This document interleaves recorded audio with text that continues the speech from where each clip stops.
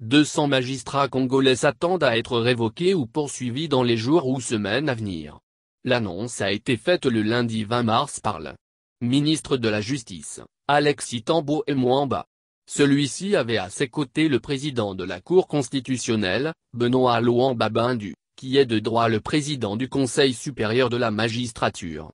Les deux hommes passent, à tort ou à raison, pour des kabylistes purs et durs. Se fondant sur les conclusions du rapport rédigé par une commission de contrôle des dossiers de magistrats, le ministre Tambo assure que ces messieurs et dames auraient été recrutés dans la magistrature sur la base de faux titres académiques. En bon zaïro-congolais, le ministre de la Justice s'est s'attaquer aux effets en promettant des bosses et des plaies aux présumés faussaires. Il est resté, en revanche, muet sur les causes de cette situation. Quelle est l'autorité qui était chargée du recrutement ?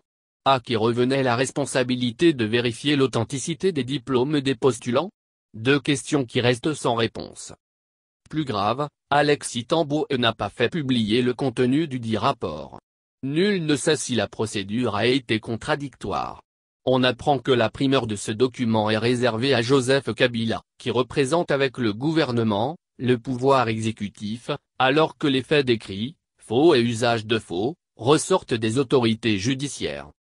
En donnant priorité à Kabila, l'actuel ministre de la Justice et le président du Conseil supérieur de la magistrature ne cherchent-ils pas à permettre aux raïs d'extraire de la liste quelques affidés et autres clients du régime ?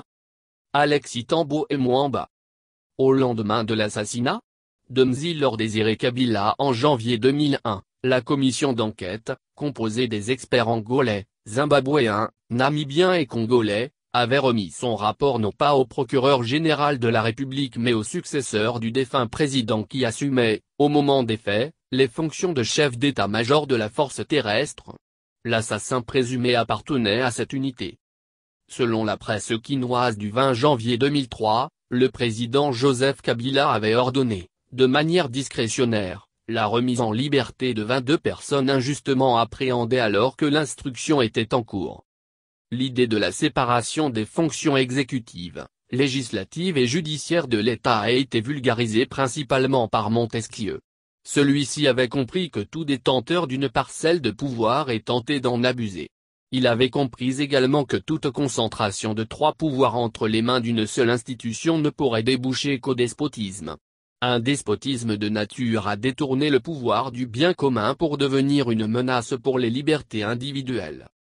Lors des travaux de la Conférence nationale souveraine, CNES, les participants avaient fustigé l'arbitraire découlant de la concentration des trois pouvoirs de l'État entre les mains d'un seul homme, en l'occurrence le président fondateur du MPR, alors parti État. Dans le projet de constitution rédigé par les conférenciers en 1992, on sent poindre la volonté de mettre fin à l'absolutisme qui a régné du 25 novembre 1965 au 24 avril 1990. L'article 128 de ce texte mort-né stipule notamment que dans sa mission de dire le droit, le juge est indépendant, il n'est soumis dans l'exercice de ses fonctions qu'à l'autorité de la loi. Dans l'accord global et inclusif sur la transition adopté le 1er avril 2003 à Sun City par les participants aux dialogues intercongolais, on peut lire dans le préambule: les institutions de la transition reposeront sur le principe de la séparation des pouvoirs entre l'exécutif, le législatif et le judiciaire. Le 18 février 2006, Joseph Kabila a promulgué la constitution en vigueur. Celle-ci est l'émanation de l'accord de Sun City. Je vous annonce la fin de la récréation, déclarait-il dans son allocution en brandissant, de manière théâtrale, la nouvelle charte suprême. D'aucuns avaient cru assister à l'inauguration d'un nouvel ordre politique ayant pour pilier la démocratie et l'état de droit.